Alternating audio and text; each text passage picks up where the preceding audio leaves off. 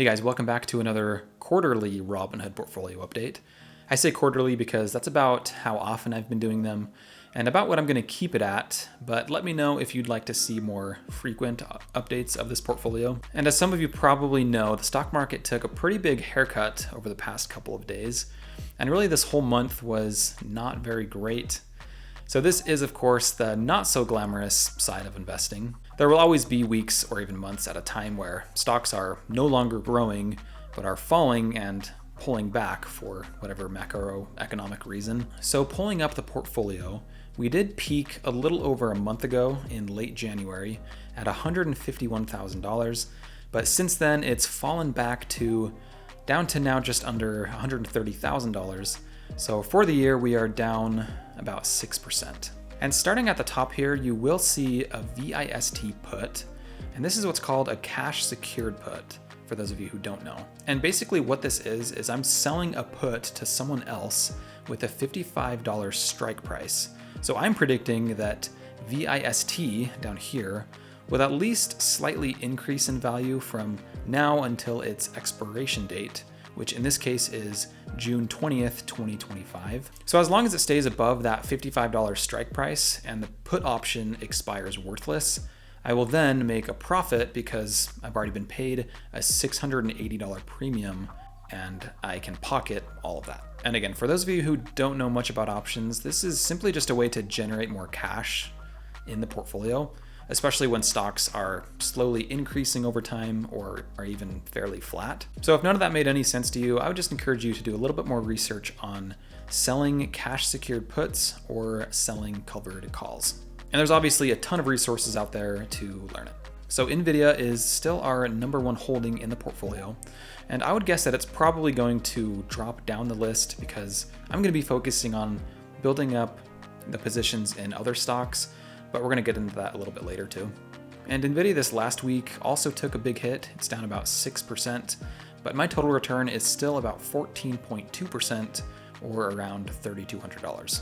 And Nvidia takes up just under 14% of the portfolio, but like I mentioned before, that'll probably drop down throughout the rest of this year, but possibly not if Nvidia recovers back to its all-time highs in the near future. Number 2 is Vista Energy, not to be confused with Vistra Energy, which is also another holding in my portfolio, and a lot of people get those two confused. And if we're being honest, I did jump a little too quickly into this position. I got a little too excited, and I bought a ton of shares, but I'm not worried at all because it is a long-term holding. So it hasn't been doing too great this year. As you can see, it's down 8%. So my total return is a negative 9.5%, or a loss of about $2,000. And this is also the underlying stock of the cash secured put option that we just talked about. So I will be holding onto this position for at least another year or maybe more because I am still pretty bullish on oil and gas companies, more specifically in those Latin American countries. So Vista Energy is the second largest position in the portfolio with about $20,000 invested for that mid to long-term range. Number 3 is Broadcom, which I also am planning on not necessarily selling shares of, but not really buying any more shares, but rather holding the shares that I already own into the next few months or even years. Number 3 is Progressive, which actually kind of surprised me with its performance as it's kind of jumped up the ranks and taken more weight in the portfolio.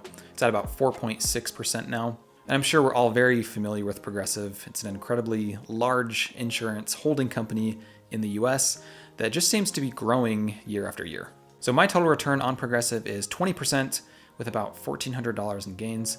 And again, just a very long-term hold and long-term position in the portfolio.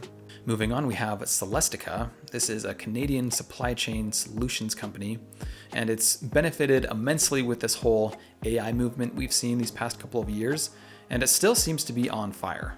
At one point, year to date, it was up 55%, and it's of course dropped back down. So very volatile stock, but I also do think it has lots of room to grow. The next one is very similar in terms of volatility and momentum. It's AppLovin. As you can see, just lots of movement. It was also up nearly 55% this year, but then it took a huge hit a little bit later. And with these two companies, I have kind of a love-hate relationship with them because they are extremely profitable and fast-growing companies, but with that comes extremely high risk. So with companies like these, you do have to be very careful. But of course, with that risk comes reward. I'm up 87% on App11 with about a $3,300 profit. Next, we have Google, which in my opinion is still very undervalued and one that I'm planning on buying more shares of going into these next few weeks. I really love companies with multiple revenue streams, and Google kind of dominates in that space, providing it with an extremely wide economic moat. So Google, or Alphabet, owns Waymo, which for those of you who don't know, it's kind of an Uber 2.0. It's a rideshare service without having to pay real human drivers. So they're completely autonomous taxis that pick you up and drop you off at your next location for a fee. I saw tons of them when I visited San Francisco a couple weeks ago, and I was honestly kind of mind blown. Just a really cool, fast-growing business that Alphabet happens to own. So I'm personally very bullish on Google, and actually haven't been buying too many shares recently, but I'm gonna make sure to buy more next week and on.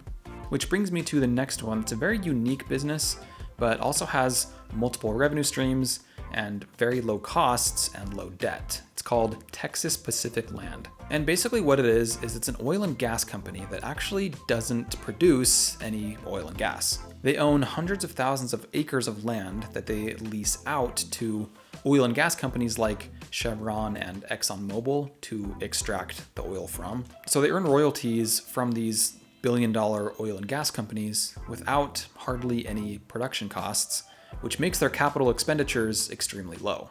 So just another amazing business that I plan on holding for as long as possible. Next, we have another pretty unique company, yet very fast-growing company, that kind of has a monopoly on police and military weapons, like body cams and tasers. So whenever you see like a police body cam video, that video was most likely caught on an Axon body camera. So this to me is kind of a more fun and cool business to invest in, but it's still very overvalued and could potentially drop even more than it has recently, but I'll still be buying a few shares here and there as the year goes on. So I currently have a negative return on Axon of about 11% or negative $800. And as always, guys, there are so many stocks in my portfolio. I try to keep it around 30 or no more than about 35, but I will scroll for you all to see the rest of the holdings and how many shares of each that I have. Now, I did want to talk about a fairly recent purchase that I made in the portfolio. So it's going to be at the very bottom here. It's called F1K. So the company is Liberty Media Corporation, but it owns the Formula One League. So it generates a lot of revenue from race promotions, sponsorships, and merchandise, all related to Formula One racing. And I don't watch too much Formula One itself, but one of my favorite documentaries of all time is Drive to Survive on Netflix. And Formula One right now is also one of the world's fastest growing sports. So I might be a little biased because I do think the sport is really interesting and really fun to watch, but I'm very bullish on this stock and will be increasing the position over the next couple of months as well. So that's a stock that I just recently purchased, I think a couple weeks ago. And there's always a lot of different stocks as well that I don't quite own yet, but I'm considering owning them for a specific reason. For example, this stock down here called Calm or Calmaine Foods. Now, this company is one of the largest producers and distributors of eggs in the United States. And as we've all probably seen, egg prices every so often will just absolutely skyrocket for a variety of reasons. One year there might be a giant egg factory that burned down, or this year there's the bird flu. So there's all these reasons why egg prices will just sometimes randomly skyrocket. So a company like this, especially since it pays about a 5% dividend, and it's been growing year over year, might be kind of a way to hedge against egg price inflation and make a lot of money along the way. But that's of course just only according to me and about 5 minutes worth of research on the egg industry, but it's still an idea. That's it for today's update, guys. As always, let me know what your thoughts and opinions are on my Robinhood portfolio and my investing strategy, and I will see you all next time.